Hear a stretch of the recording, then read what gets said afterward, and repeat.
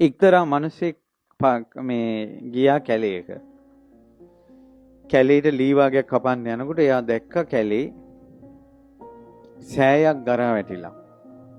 මෙයාට ඒ සෑය දැක්ක ගමන් හිතුණා කියනවා ලෞතුරා සම්බුදු කෙනෙක් වෙනුවෙන් කළ සෑයක් ගරා වැටිලා නම් ඒ චෛත්‍ය වල්ලිවල නම් අපි හොඳට ඉඳලා මොකටද කියලා. අපි හොඳට ඉඳලා මොකටද කියලා. එතකොට එහෙම හිතිලා යා මොකද කරලා තින්නේ සෑය වල්ලිවත් කරලා හොඳට සෑය සුද්ධ කරලා වැඳලා ගියා. එදා ඉඳලා කල්ප ගානක් අපි බුදුරජාන් වහන්සේගේ ශාසනය දක්වාම දුගතියක ඉපදිලා නැහැ. වල් ගලවපු පිණින් සෑය සුද්ධ කරපු පිණින් පිංගතුනි සෑයක් සුද්ධ කළොත් බෝධියක් සුද්ධ කළොත් ඒකේ පින තමයි සසරේම මානසික ලෙඩ හැදෙන්නේ නැහැ.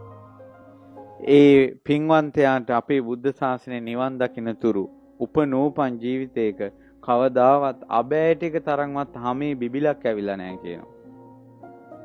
සෑය සුද්ධ කරපු පින.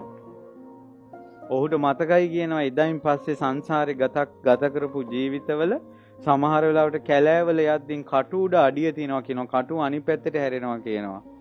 සෑයක කටු ඉවත් කරපු පින. කවදාවත් අමනුෂ්‍යෙක් කරදර කළා නැහැ කියනවා.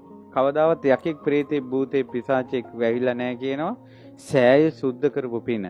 චෛත්‍ය සුද්ධ කිරීමේ බෝධි සුද්ධ පවිත්‍ර කිරීමේ පින එයයි.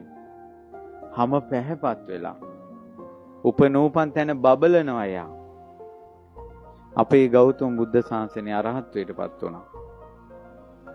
බෝධියක උනත් පින්වතුනි බෝධියේ වැටුණ පත්‍ර අතින් ඉවත් කිරීමේ සුද්ධ පවිත්‍ර කිරීමේ ආනිසංස 20ක් තියෙනවා. කුරුල ඇති වෙන්නේ නැහැ, හැමේ ලප හටගන්නේ, මානසික ලෙඩ හටගන්නේ, අමනුෂ්‍ය දුරු හටගන්නේ, පිළිකා හටගන්නේ. මේ ආදි වශයෙන් අද පවා ඒ ආනිසංස තියෙනවා. අපිට ගොඩාක් හිතවත් උපාසක මහත්තයෙක් කතා කළා. උපාසක මහත්තයාගේ බිරිඳට පිළිකාවක් හැදිලා. ශරීරේ හන්දි 20ක පිළිකා 20ක් ඇවිල්ලා. ඉතින් මෙයා ඔපරේෂන් එකට යන්න කිට්ටු වෙනකොට කොමාරි මෙයා නිතර යන්නේන ආරාමේ ජයශ්‍රී මහ බුදුන් වහන්සේ නමක් වැඩ ඉන්නවා පිළල්. ඉතින් මෙයා හාමුදුරන්ගෙන් අවසර ඉල්ලගෙන මෙයයි නෝනා එකතු වෙලා ඉනිමඟක් තියලා දැන් නෝනා ඉනිමඟ අල්ලගෙන ඉන්නවා. මහත්තයා ඉනිමඟේ නැගලා පිරිත් කීකේ අර බෝධියේ පිළල් ලයින් කරනවා. ඒ වැටෙන පිළල් නෝනා ඉවත් කරනවා. දවස් 3ක් ඒ මහන්සි වෙලා තියෙනවා බෝධිය සුද්ධ කරන්න. ඊළඟ පාර පරීක්ෂණයට යනකොට ඇඟේ එක පිළිකාවක්වත් නැහැ. යම් පන්සලක බෝධීන් වහන්සේ නමකගේ බෝ පිළල් ඇවිල්ලා නම් ඒ ගමේ මිනිස්සු ලෙඩ වෙන එක වළක්වන්න බෑ. ඒකයි මං කිව්වේ බෝධියෙන් පේනවා කියලා. යම් ගමක පන්සලක සෑයක වල්ලිවල නම් ඒ ගමේ මිනිස්සු පංච දුස්චරිතයෙන් යුක්තයි කියලා ඒකාන්තයෙන් කියන්න පුළුවන්. ඇයි පින්වතුනි එහෙම වෙන්නේ? දැන් උදාහරණයක් අපි මම ඒක තව විස්තර කරන්න. මේ ලංකාවම එක්සේසත් කරපු දුටුගැමුණු මහරජුරෝ ලංකාවම එක්සේසත් කරන්න කරපු පින තමයි කියනවා කලින් බුද්ධ ශාසනයක බෝධීන් වහන්සේගේ වැටුණ බෝධි පත්‍ර 100ක් අතින් අයින් කළා.